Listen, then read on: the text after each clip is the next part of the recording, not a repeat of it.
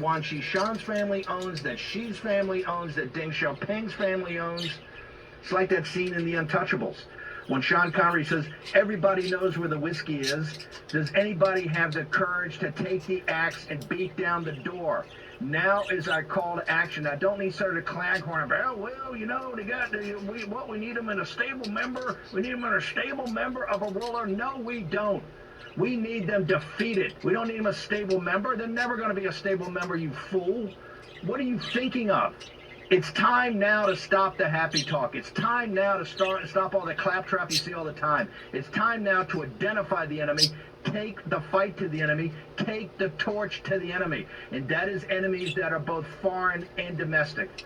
Short commercial break. Gaffney on the other side. Steve Cortez, you're in the war room.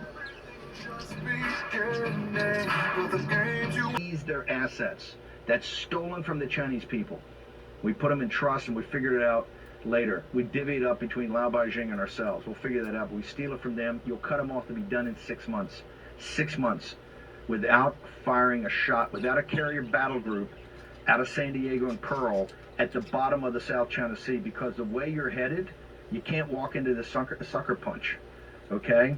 I'm all for a gunfight when it's time to have a gunfight, but you only have gunfights when you've done every other thing. What the Chinese been doing this for 30 years. They understand this. It's Sun Tzu. They want to win without firing a shot, but if they have to fire a shot, they'll do it. We must become savvy. I'm telling you, it ain't going to turn out well. Frank Gaffney, we're on Committee on the Present Danger, the book. What else we got? Well, I just wanted to make 2 points, if I may. One is the thesis of the indictment, as you mentioned, is that the Chinese Communist Party is a transnational criminal organization. If we treat it as such, it opens up a whole host of opportunities for, as you say, unrestricted warfare against them. And just think about this as one specific point. If they are a criminal organization, and we document that they are crimes against humanity, war crimes against our country, and we can make the point that those fellow travelers, those captured elites, those fifth columnists in our country are accomplices to their criminal conduct. Well, maybe there's opportunities here for racketeering charges to be brought by, who knows, maybe even individual citizens. But certainly in the court of public opinion, we can be prosecuting the case that these people have to be put out of business. We have no other choice. And you've laid out the ways in which to do that.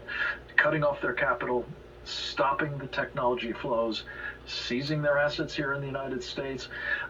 One other example I just say to my friend Steve, they owe us about $1 trillion, American citizens, in sovereign bonds from the regime that they replaced.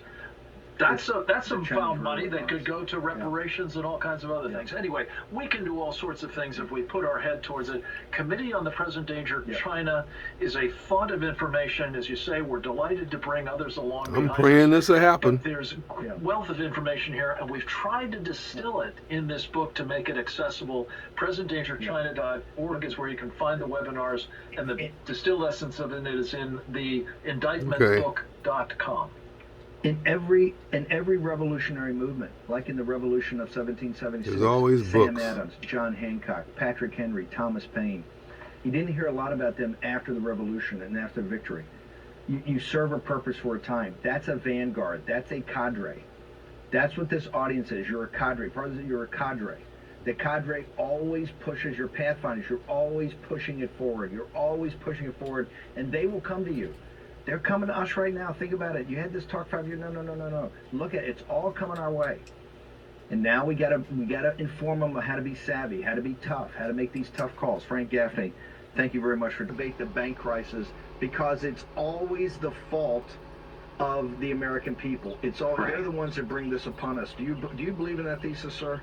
No, not remotely. You know, the salt of the earth American workers are the victims of the economic pain, the economic failures that are being inflicted upon working class Americans right now. Not the cause, they are the victims. And that is why this debt ceiling showdown it is absolutely imperative that the GOP hold the line. Now, I believe they're going to, Steve, but I also believe they're going to, at least in large part, because this audience, because the deplorables out there are going to insist on it, are going to put the pressure on through calls and emails and, if necessary, peaceful protests to make sure that this GOP majority, which was very hard fought, which we earned last November, and I know there were a lot of disappointments about last November's election. Believe me, I share in those disappointments, but there were also significant victories. And the most significant victory was taking that Speaker's gavel away from Nancy Pelosi. Now, unfortunately, a lot of that victory was effectively neutered by a lot of Republican establishment senators because they passed a budget